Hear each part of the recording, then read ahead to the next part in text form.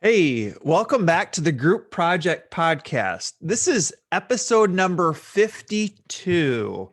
And I'm here again today on my own. Gonna do a episode here about self-care and fitness. Again, if you haven't listened to the show before, we cover leadership, education, and personal growth. And I I love how those three areas kind of intersect each other. And we've had some great guests here recently where we've kind of talked about all three all three of those areas. But I woke up this morning and I just thought, man, Saturday mornings I love doing a little writing. And then once I get done with my writing, I always go and get in a great workout. I thought, you know what? Let's switch things up a little bit today. Instead of doing a little bit of writing, let's come into the office real quick and let's just talk a little bit about um, educational leadership and fitness and why it's important. There's so many. If you Google search physical fitness or dieting or working out, or if you search podcasts on any of those topics, there are literally millions of places you could go. So my goal here is to kind of I've researched this a lot.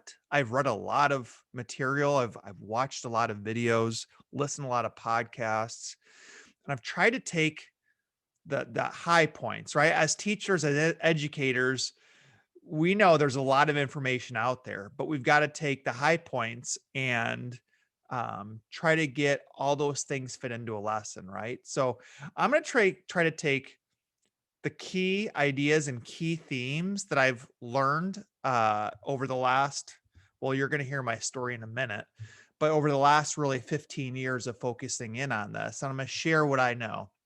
And I'm by no means an expert. There's lots of podcasts out there where you can get expert opinions on this, but I think it's going to be a little bit different because I can bring it from an educator's point of view and an educational leader's point of view and what this might look like for us as opposed to the broad population.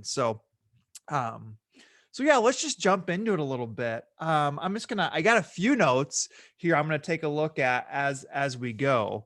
And I've got a blog post that if you want to read, if you want to read a lot more in depth on this, I believe it's called Self-Care in a Selfless Profession. So if you want to read more about this, just Google search Dr. Jared Smith, Self-Care in a Selfless Profession, and you can read the entire blog post. It's one of the longer ones I've written. But I'm going to try to summarize that and add in a few other ideas here. What in the blog post, I talk about an education. A lot of people, we just had our early retirement package that was, we had like 7 or 8 staff members who took advantage of that. And, a lot of people look forward to retirement and they're like, oh, I'm going to do all these things. I'm going to travel. I'm going to hang out with grandchildren. And I'm making generalities here. I'm not really talking about our people here. I don't really know what their plans are exactly, but in general, people say those things, right? Um, but the thing is a lot of people are not healthy when they retire. When they retire, they think they've got 30 good years ahead of them. But what I'm noticing is a lot of people, because they haven't taken care of their body and they haven't eaten the right foods and they haven't been working out, is they might only have 10 good years left before they experience serious health problems. I feel like as educational leaders, like we need to make sure that we're not only looking after our organization and our people, but making sure that we help our staff live the best lives they can. So I feel like we need to do part of our role is to educate our staff and other educators about the importance of staying healthy. And when you do get to retirement, making sure that you are going to have those 30 great years of great health so you can really enjoy that last third of life. Um, so, there's a lot of research out there that people are living longer than they ever have, which is great, which makes me feel really good because I want to live as long as I can, right? Um, but what people when you peel back that information and really look, like, people are living longer, but it doesn't mean those years are enjoyable. They could be living till 95, but they could be, stuck in a bed from the age 75 to 95.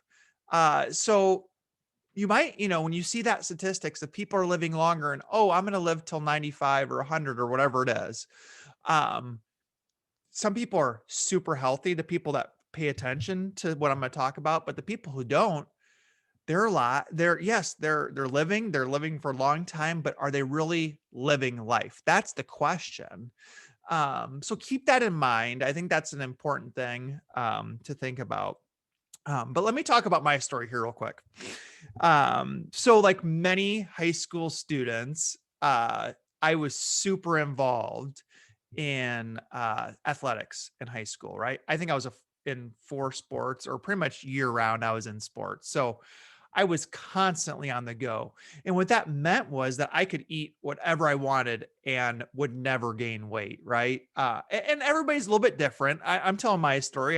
The last thing I want to do is offend anybody in this show. But I couldn't gain weight. I would eat McDonald's and desserts, ice cream, all that stuff. Couldn't gain weight. So graduated from high school, 170 pounds. I'm 6'3".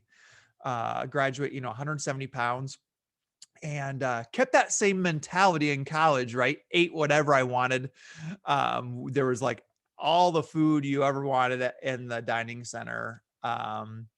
And enjoyed myself on the weekends. You can kind of had some beverages and some late night pizza and late night Chinese and all that. But by the time I left college, and let me back up, I by the time high school ended and I got to college, I was like burnt out with athletics. I've been doing athletics every day from age like for the last 10 years, I want to say, from age 8 to 18, something like that. And I was just burnt out. I wasn't a college athlete. I wasn't that good. And so I pretty much just like stopped cold turkey, like working out for the most part. I did a few things, but not much. But I kept the lifestyle of eating when I wanted and not very active except for walking to class and walking back. so so by the time I graduated college, so for 18 entering college, 170 pounds, left college age 22, and I tipped the scales at 220. So 170 to 220, I gained 50 pounds. No, people would say 220, that's not a bad weight for somebody who's 6'3", but um, I can remember there was a picture I took. There was a picture that I back when we used to have to develop pictures, right?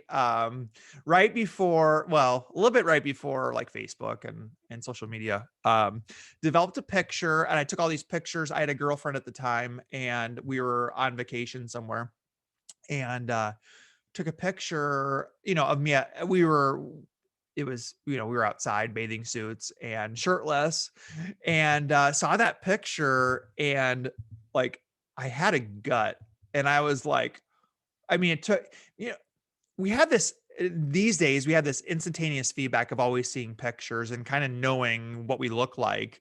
Then it was like, unless we saw a picture every so often, we wouldn't really know what the what we looked like through the camera.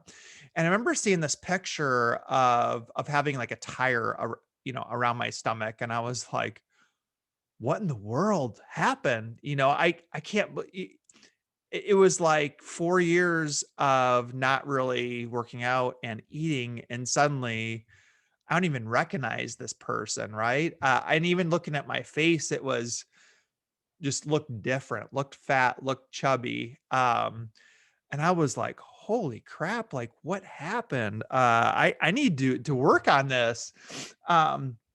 So what happened next was actually, I mean, not next, but soon thereafter, moved to Florida for my first teaching job.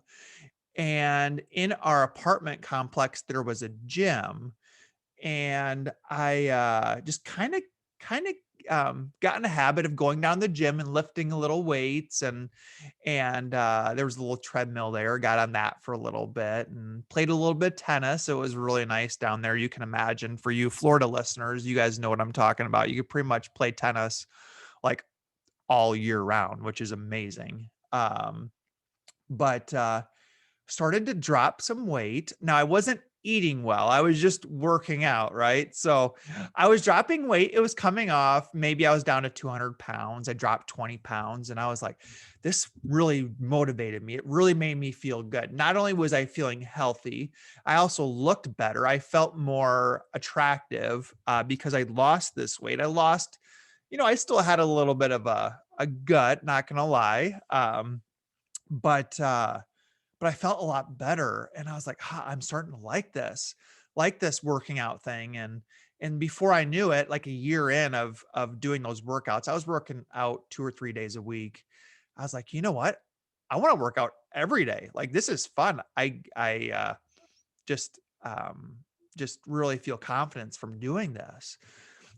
But it wasn't until about 2010, and by this time I was back in Iowa, and it wasn't until 2010 I realized, like, working out is one part of it, but the other part of it is your diet, right? You need to have both. Like, it's really hard to see much gain when you don't put both of those together. So I was seeing some gains. I was gaining a lot of muscle. For me, I was always just a really skinny person. Was made fun of a lot for being so skinny. So that might have had part of my mentality, kind of this chip on my shoulder, if you could say, as I got older. Uh, but I didn't realize that you need to have both. You need to have the working out and the dieting. That's part of the problem I see with some people is they are really good at the dieting, but they never work out. Or they always work out, but they don't worry about what they're eating and they don't see the gains. And I mean, it's hard to bring that up to them. You really don't, unless they ask for advice. But that's one I realized in about 2010, and at this point I was in Iowa, and I had some friends who were really knowledgeable about eating well. And I just learned so much. I had no clue. I mean, I thought I was a very educated person. By that point, I was an assistant principal. I'd gone through college. I got my master's. I believe I was involved in my close to being involved in my superintendent's program. So I was a pretty well educated person like most of us, but I had no clue about healthy eating and what I should be eating. I was going home every night after the gym in 2010 or 2009, a little bit before this awakening on the fitness, on the dieting, and I was eating like I'll go to the gym and I'd be like, okay, now my goal is to just eat a bunch of protein and a bunch of carbs. So I just thought like, well, I'm going to go home and eat just a bunch of pasta when I get back from the gym, and then I'm gonna have toast with that, and I'm gonna have a big protein shake, which is not bad. What else? I mean, I just had, and then yogurt. I mean, I would probably take down like 2,000 calories of a lot of like probably not good stuff for you, bread and pasta. And we won't get into super specific details. Like there's other shows for that, but really, that's not the best thing to eat at night after workout, if you're trying to like lose weight. I didn't know those things. So I started learning from friends, and then I started, reading a lot. And I'm going to talk about some of those books, but like what I thought or what I grew up, and I think a lot of us grew up thinking, oh, grains are, carbs and grains are good for you. Or I guess there's just a lot of misunderstandings, especially for somebody. I'm 38. People maybe in their 30s and 40s and 50s, and about growing up and about what's good for you and what's not. I think a lot of advancements have been made and a lot of new um, studies have been done. And probably 10 years from now, we might look back at what we're doing now and say, did that make sense? Should we have been doing that better? But I think a lot of highly educated people, teachers, educators, educational leaders, just haven't really learned the correct information in terms of, working out and also specifically dieting. So, here's 5 books. Okay, so people always ask me, like, what books are you reading? Like, what books?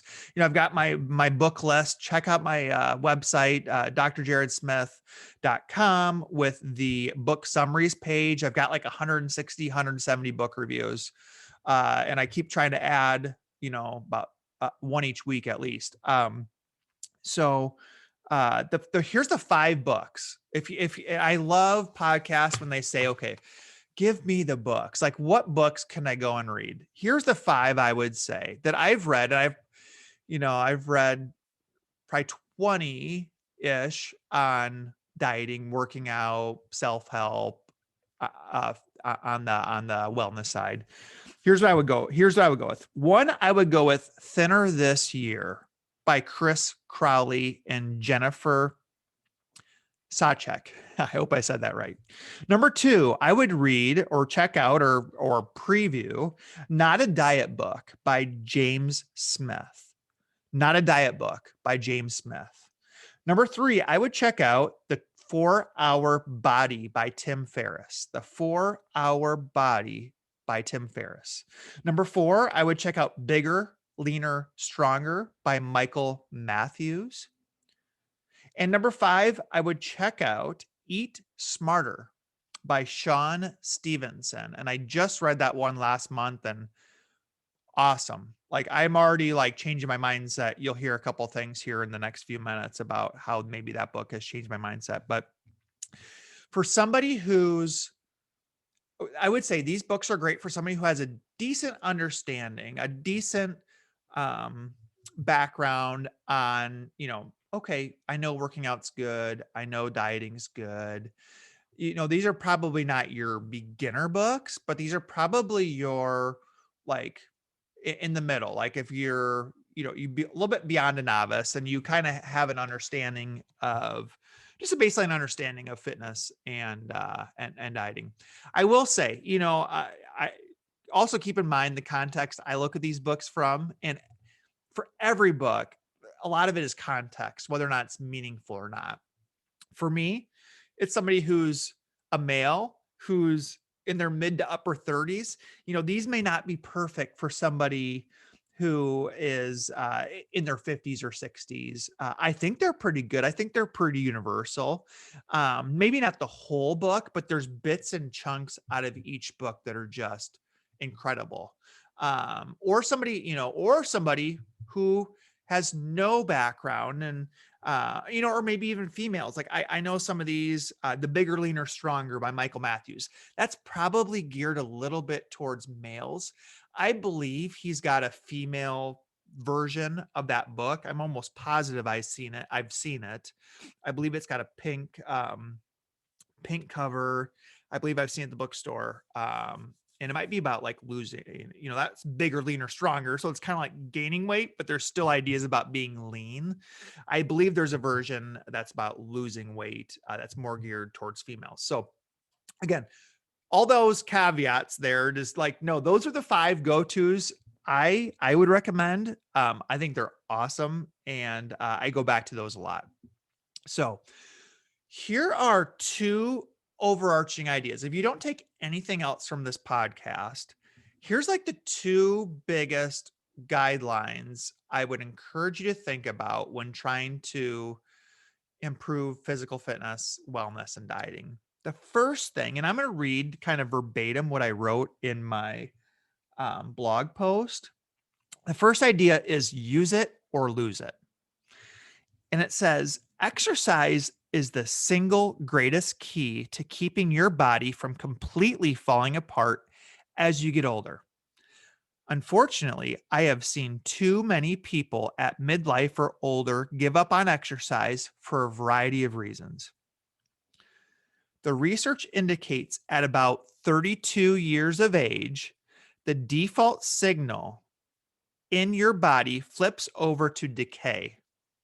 If we get older without doing or without keeping our body active, our body will drop off exponentially. However, contrary to popular belief, metabolism does not take a huge plunge as you get older. Research shows the adult's average metabolism slows by just 1 to 3% per decade. The reason for large dips in metabolism is muscle loss, not genetics. Therefore, if muscle is maintained as you age, metabolism will also be maintained. So, that is an excerpt from my blog post called Self Care in a Selfless Profession. Um, but basically, that idea about use it or lose it. And I believe in the book Thinner This Year, they'd say there's a quote in there that I love. I mean, it's super simple, but it says, like, work out 6 days a week for the rest of your life. So for the rest of your life, wherever you're at, and that's crazy to think about, but I'm kind of living it right now. And there's a lot of people who love working out who are living that right now. It says you need to do something physically active 6 days a week. The seventh day, we're assuming that's for rest for the rest of their life. So whatever you're doing, and it doesn't have to be super strenuous. It doesn't have to be for hours at a time. It could be 30 minutes, 45 minutes. And we'll talk about that in a little bit. But just do something active for the rest of your life, and you will offset, you'll prevent, I love that word, decay. That's such a scary word. Like, I don't want my body to decay. But just staying active, that will really help you out. So that's one big idea. So there's two big ideas. That's the first one. The second one is more on the fitness or on the dieting side, and that's idea about a calorie deficit. Okay. And you probably have heard that term before. I'm a huge believer in the calorie deficit. And the excerpt says, everywhere we look, there is a new fad diet introduced on television, in magazines, and on social media. Let's see if you heard these before. Atkins, South Beach, vegan, keto, paleo, Mediterranean. Those are all diets. There's so many to choose from. And every year there's a new one coming along, right? Here's what you need to know. And I truly believe this. And I know in Not a Diet Book, they say this. In Bigger, Leaner, Stronger, they say this. In the 4-Hour Body, they say this. In Thinner This Year, they say this. I know Sean Stevenson doesn't. He kind of goes off a little bit and says it's not all about calories. It's the calories you take, which makes sense. But every single controlled weight loss study conducted the last 100 years has concluded if you consistently consume fewer calories than you burn, you'll lose weight. Looking for a place to start, and I've done a lot of research on this, the best formula to use is the Harris-Benedict formula. And I've got a link in the blog post to this formula that will tell you how to measure your calorie deficit. Simply calculate your target number, eat fewer calories than your number, and start exercising. I'm confident you will lose weight. Anything else is really just smoke and mirrors. Okay, so Atkins, South Beach, vegan, keto, paleo. A lot of people stand by those and love those diets, and they all are very specific and give you very specific plans for losing weight. However, for most people, and most people, they struggle to stay with those because they're very strict on certain things. Atkins, I believe, is strict with carbs. And keto, I believe, I don't want to offend anybody on any of these things, but keto is about getting into the state of ketosis, I believe, and very hard to get to that point. Like it's like more messes with your head than anything to have to like pull off these specific diets, because they really push your body. What I'm saying, and what a lot of these other smart authors are saying, is like, don't think too much about some of those real specifics of those diets. Unless, if you're out there to be a bodybuilder or enter if you want to enter some beach body contest, like, okay, maybe you want to focus on those. Most of the educators I work with are just trying to like focus on themselves and trying to live a better life. Okay. So, so yeah, the calorie deficit is a huge piece. So the first idea, the first thing hope you take away with is use it or lose it. Work out 6 days a week, every week for the rest of your life. The second thing is dig in. And I gave you that website, the Harris Benedict formula, and find out what your calorie deficit is. So calorie deficit, just for me, my own like off the cuff definition is how many calories do you take in each day? Okay. And most people don't have any clue. They just eat whatever and they have no clue how many calories they take in.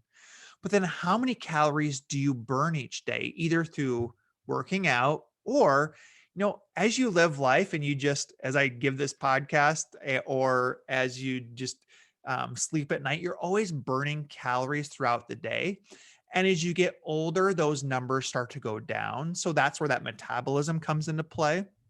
But the calorie deficit is where the number of calories you consume or you take in, how does that compare to the number of calories you're burning? Okay. And that burning is through exercise or just through naturally throughout the day. And that's actually a lot of calories throughout the day that you're naturally just burning on your own by living and by being in meetings and by teaching or by talking to staff members, you're burning calories. And it's actually quite a bit. But a calorie deficit is where you know that you're burning this number of calories each day. So let's just say 2,500. I'm just making this up. I'm burning 2,500 calories a day through everything I do throughout the day. Now, your calorie deficit is, can I keep the number of calories I consume that I eat underneath that 2,500 calories per day? And what the science says, what the research says, is if you can consistently keep the number of calories that you take in each day, keep those numbers under the number of calories you burn, you will lose weight. Okay. And so say you take in 2,300 calories a day, every day for the course of a year. Okay. Every day on average, 2,300 calories the targeted number is 2,500. Every day that's 200 calories you're under over the course of a year. 200 calories under times 365 days. I don't know what that is. I wish I had a calculator in front of me, but it's a lot of calories. You can't help but lose weight if your calorie consumption is under that targeted number. I don't know if I'm making sense or not. It's a very hard topic to explain, but I encourage you to check out the blog post or type in Harris Benedict's formula. It'll give you a formula to type in to write in your age and your like if you work out or not, your height, your current weight, and it'll do all these fancy calculations and it'll say like, here's how many calories you should consume a day to maintain weight. And once you start tracking your calories, if you're over that number, you're probably going to gain weight. If you're under that number, you're probably going to lose weight. Okay. So I hope I didn't lose you. I hope the listeners are still listening. Go read the blog post or go search Harris Benedict formula. Type in your statistics. It'll tell you your target. And if you want to lose weight, try to stay under that for your daily consumption of calories. Now, how do you keep track of your daily consumption of calories? Well, I use, and I haven't used it much just because I know I use it so much that I kind of know like how many calories I'm consuming. But there's an app called, I think it's MyFitnessPal. There's a lot of calorie counting apps. The one I really like is MyFitnessPal. And you can type in like what you're eating and it'll search it for you. And it'll search. You can type in like, oh, I'm eating this yogurt, and oh, I'm eating this a bowl of cereal with 2% milk, and it'll add up those calories for you.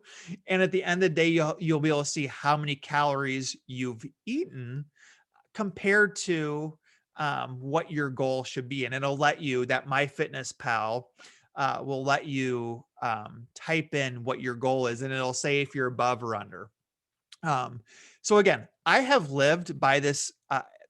2010, I was doing some calorie deficit stuff and got in great shape. Some of the best. I was at age 30. Some of the around there. I don't know. I'm getting my years mixed up, but great shape. Kind of lost it a little bit. Went through some health issues. I've got something called ulcerative colitis, which is kind of like Crohn's disease, which for a while there scared me. And so I kind of like really backed off the healthy eating and just wanted to make sure that was good before I moved on. But the last couple of years, I've really been focusing on this calorie deficit idea. And each day, well, I have a cheat day, which is Saturday, and that's probably a whole different episode. I go crazy on Saturday nights and eat whatever I want. And there's proof behind that you're good to do that.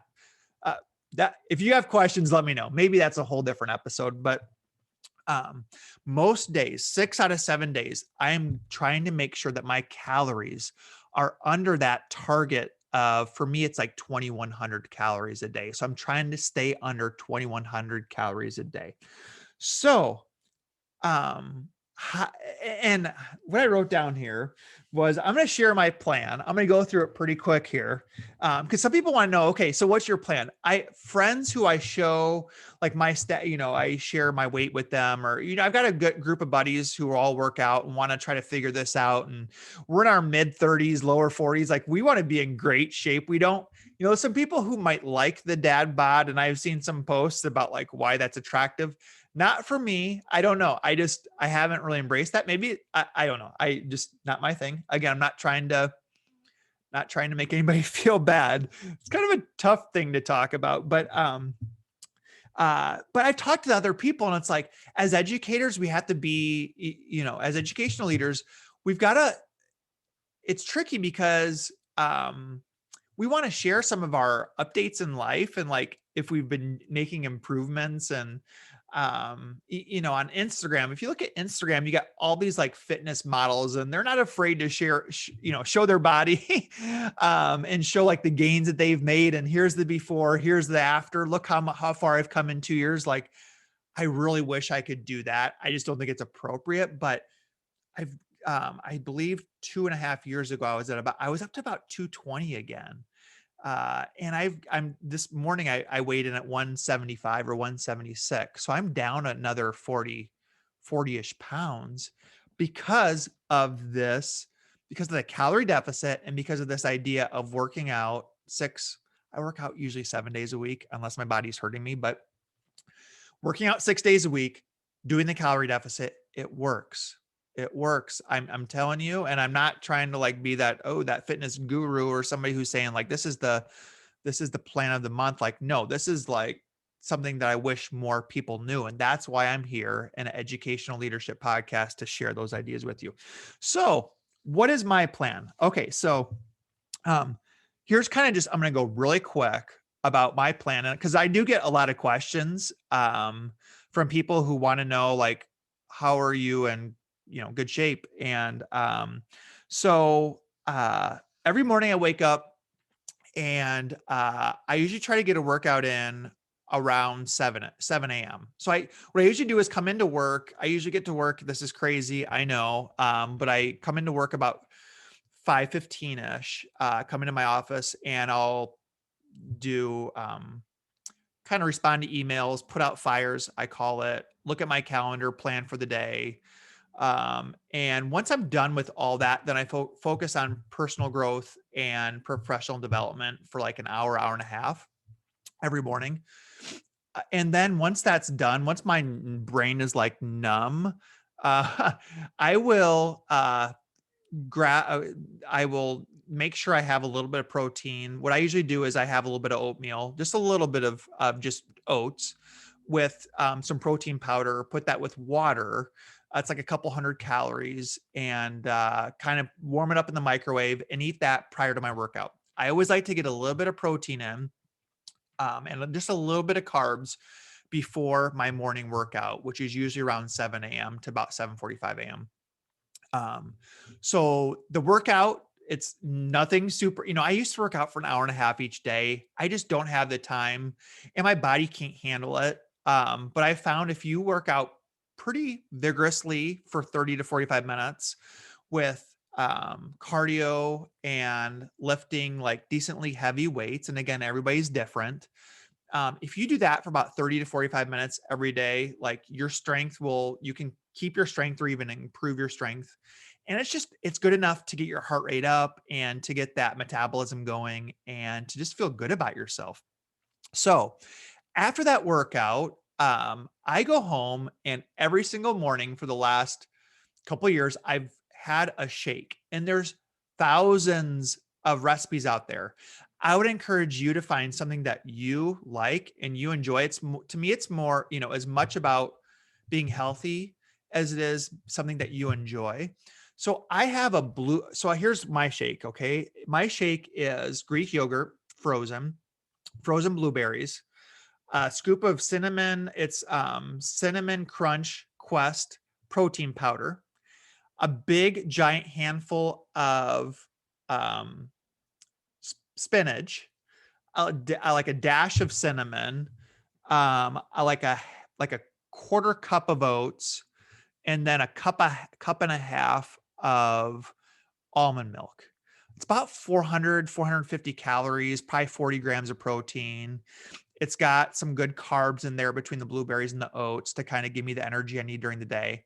I pop that in my the blender, which I have a Ninja. Pop that in the blender. It pumps out about like 30 ounces worth of shake, and I drink that kind of as I'm getting ready to come back into the office. Again, about 400 calories. So I had the oatmeal, the 200 calories prior to the workout. I had the 400 calories for my pre or post workout shake, or my post workout shake. And then I don't eat anything until lunch. And at lunch, I live a block away from here, from my office, and I go home real quick. And I take a little bit more. It's not super quick because I like to take my time and just relax. And it's just one of the advantages of living close and having a little bit more flexible schedule. But I run home and I make an omelet with spinach and turkey and spinach. Wait, an omelet with turkey, mushrooms, spinach, green peppers, and it's like a 2 or 3 egg omelet. And I have cottage cheese, and then I have a handful of pretzels or almonds. All together, that's another like 400 to 500 calories. So if you're adding that up, by the end of lunch, I've eaten like 10 or 1100 calories, somewhere in there. And remember, my goal is 2100 calories by the end of the day. So, and I do have coffee during the day. I've got, I probably say another 100 calories is consumed throughout the day. So if you're adding that up, by the time I get to dinner, I've consumed about 1200 calories, meaning I've got about 900 calories to play with. So what my rule for dinner is I have 900 calories to play with, and my goal is to stay under 2100. So maybe it's more like 800 calories to play with, but you can kind of, just as long as your dinner is sensible and you don't go crazy and you kind of stick around the 800 calories. For me, I know I'm staying under my goal. I still try to eat pretty healthy at night. I'm not going to lie. But my goal is like, I don't worry about what I'm going to have at dinner too much. As long as it just adds up to about 800 calories, I'm good because I'm staying under my calorie goal for the day. So I guess the main, I hope I didn't lose you there, but I feel like the main point of that is eat healthy. I eat kind of the same breakfast and the same lunch. Some people would say that's crazy. I like what I eat. I enjoy it. I look forward to it. That's why it's important to find stuff that you like. But I also try to eat super healthy, and I know where my calorie count is at. So by the time I get to dinner, I've got more flexibility. It's not in my head. A lot of these diets, the Atkins, the South Beach, the keto, the paleo, sometimes it's in your head. Like all you can think about is I'm starving and I just want something that tastes like this, that has a little bit of sugar or a little bit of carbs. In this calorie deficit plan, you can still eat some of those foods. You just got to watch the calories. And so that's why that nighttime, especially, you can be a little loose on what you have. If you want to have a couple of cookies, no big deal, because as long as you're counting the calories and you're staying under, you're good. So that's my plan, is to work out 30 to 45 minutes every day. I'm going to go here in a little bit. I'll probably go for a little bit longer. I usually on the weekends, I usually go for maybe about an hour. And then just really try to watch those calories. Use the Harris Benedict formula. Use the MyFitnessPal to figure out where those calories should be at. And I guarantee you, again, I'm not an expert, but for somebody who's figured this out, who's been doing this for the last 2.5 years, maybe it's 3 years now. I don't, but who's who's day by day looked at the results, down 35 pounds, whatever it is. Maybe it's 40-ish pounds. This stuff works. And having looked at enough examples, having read enough stuff like that, if you're looking for something that works, this works. So what can school leaders do? Here's a few ideas I have for you, because I always like to give ideas that you can take back. I wrote down 5 ideas. One, I would just, in general, as school leaders, in my position as a superintendent, I see a lot of school leaders out there who don't, they're so consumed with their work, which is not a bad thing, not a shot at them. I feel like I'm consumed with my work too, but they don't make time for healthy choices when it comes to working out or for dieting. And I think the first thing as healthy leaders, or for school leaders, is just to encourage and model a healthy lifestyle. Sometimes I've got some Twitter posts where I love when it's nice out. I love going up for walks or runs in our community. And sometimes I'll see kids out and I will engage with them. Again, this is kind of like pre-COVID, but engage with them. And usually I've got my camera with me or my phone, because I'm listening to music or listening to podcasts. And so I will like try to take a picture of myself and the kid, post it and the kids who are maybe there, and just, it's kind of my way of they love seeing their pictures, not all, first and foremost, but it's my way of kind of modeling, hey, a healthy lifestyle is good. You might not be hearing this from your parents, or you might not be hearing this from society, but living a healthy lifestyle is really good for you. And if your school leader or your superintendent is out being active, going for jogs at the gym, that kind of just does that underlying way of saying, hey, this is good for you. And people like look up to you because of it. Another thing to think about is a lot of schools have nice, especially high schools, have nice gyms, basketball courts, just all, when I say gyms, like fitness, you can lift weights. Some of them have cardio machines. I would encourage you to find ways. I know they're always very busy. They're in use by your students, but I would encourage you to give staff access to those areas so they can work on their healthy lifestyle. So they, after school, before school, whatever it is, whenever staff say, hey, I want to get into these areas, my default mindset is let's try to help them get in there. Or if you've got a track, our district has a track that the community goes up and runs on or walks on, or does workouts, does some workouts around. I would encourage you to let your staff use those areas as much as possible.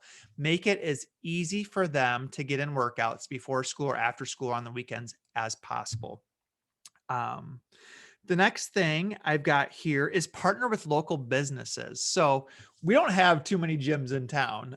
We only really have, really just the one, I want to say, and it's Anytime Fitness. But I went to their owner and said, hey, can you give us like an employee discount to your gym? I would love to promote not only your business, it's a local owner, but also promote healthy living to our staff. And sure enough, they gave our staff, I don't know, it might have been $5 off each month, their membership, and that brought some extra people in there. So a lot of you work in bigger districts. I would encourage you to go to your local gyms and create partnerships and say, hey, we want to get more of our staff in here. We will bring our staff to you or promote your gym to our staff. What can we get in return? What's that employee discount or one free month or whatever it might be? So a lot of leaders don't take those steps to have those conversations with local gyms. I would encourage you to do that. Another idea is to do, and a lot of districts do this, where they've got like a healthy eating or a weight loss competition. I did this as an assistant principal when I was in a district in the Waterloo district here in Iowa. And we had a lot of fun with it. It wasn't I who started it. It was another couple other staff members, but it was classic. It was tied into like your January 1st resolutions. And they said, hey, we're going to do from January 1st to like April 1st. We're going to do this 3-month weight loss challenge. Is that 3 months? From March, April. Yeah, 3-month challenge. And we'll take your weight. I mean, nothing. It was just like, we'll take your initial weight. So eat as much as you want over break, come in as fat as you can be, and we'll take your weight on January 1st. And then you've got until April 1st. And let's see how much weight you lose. And everybody's got their different systems. Maybe that's not the perfect system. Maybe that's too individual. Maybe it should be more of a team thing. But many of us for 3 months were super like, we had fun with it. We didn't take it personal, and it was all kind of private, but we saw like a leaderboard and we saw who was losing the most. And it was engaging. It was fun. It started conversations with people who I hadn't talked to much before. And it really just encouraged healthy eating and working out and staying active within our staff. So that would probably be the fourth thing, which is look for opportunities to do some fun competitions based around fitness ideas and some fun programs within your district. The fifth thing I have written down is I've been so proud of we've got a new food service director here in our district, and she is promoting some healthy foods through our food service for our staff. So in our district, our staff hasn't really eaten many of the lunches offered in the past, offered by our food service. And she has been, her staff has been making some really delicious salads, like one day a week on, I think Thursday's our salad day. And our staff, it went from like 5 staff who are eating to like 70 or 80 staff members who each week are eating those salads. I would encourage any district to look at their food service department and see how, food service they're in those positions, our cooks, because they like making food and it makes them feel good to cook for their colleagues. So what better way to give them that ownership of making meals for their colleagues, giving the teachers a healthy option. It's usually pretty reasonably priced, and it's convenient. They can go down to the cafeteria, or I think in our case, we deliver the salads to those staff members. I would encourage you to look at food service in your department to make some healthy dishes. So educators, education leaders are not eating, running to the store or we have a Hardee's here in town, running to Hardee's and getting fast food or McDonald's, or bringing leftover pizza to school. So those were the 5 ideas: that modeling a healthy lifestyle, opening up your gym for your staff, your school gyms and school locations, partnering with local businesses, getting those employee discounts, setting up programs, weight loss programs or fitness challenges. And then number 5, looking for ways for your food service to give your staff healthy food. So we've covered a lot of stuff here. Again, I'm passionate. I just feel like it's not physical fitness, wellness is just something that is not, I wish it was taught. I wish we could do more of teaching to our students. And a lot of our staff just come into the profession, and we just see it all the time with the burnout of educators and educational leaders who are overweight or have health issues. I just see it way too much. And I feel like, as somebody who has a platform where people, the metrics, like I've said before, for these individual episodes have been really good.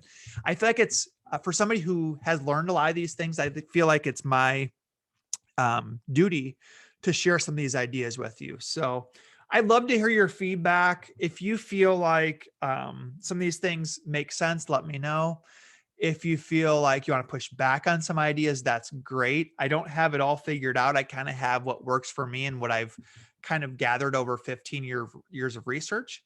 I may look back at this episode 5 years from now and say, you had no idea what you're talking about. Some of those ideas don't make sense, but I did feel like it's people are saying they love these individual episodes. The numbers are looking great. So thank you so much. I did have a couple 5-star reviews here. I'm just going to read those real quick. We had a couple great 5-star reviews over the last 2 weeks. Teacher 10456, whoever you are, teacher 10456. You said Jared provides awesome topics/guests in leadership, education, and personal growth. It's how I start my daily ritual to get my mind focused on my work as a principal each day. Thank you, teacher 10456, for that really nice 5-star review. We also had Always Learning, Always Evolving say, what a gem, a dynamic and thoughtful host with inspiring guests. I will be listening to every episode.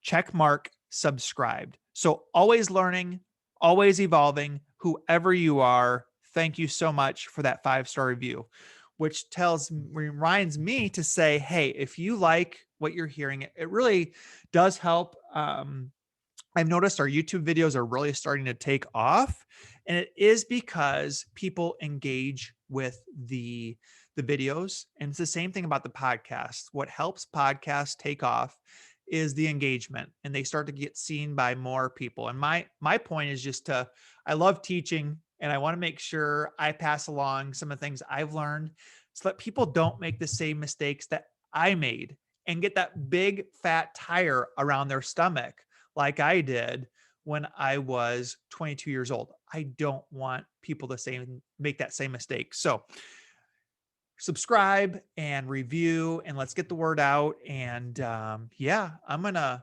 finish up here and go get my workout in. And then tonight is my cheat night, which let's keep that for another episode. But that means I get to eat whatever I want, and I'm looking forward to it. So have a great day. Thank you for listening to the Group Project Podcast.